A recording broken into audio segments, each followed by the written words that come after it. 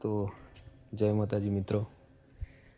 આજે કોઈ ટૉપિક ઉપર ચર્ચા નથી કરવી, કારણ કે ગઈ રાત્રે અમે બુવાજી સાથે બહાર ગયા હતા અને અત્યારે વાગ્યા છે સવારના 6 વાગે અમે લોકો અહીંયા આવ્યા છીએ.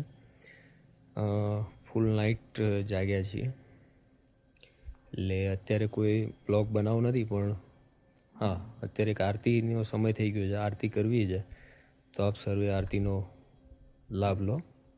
જય જહુમાં.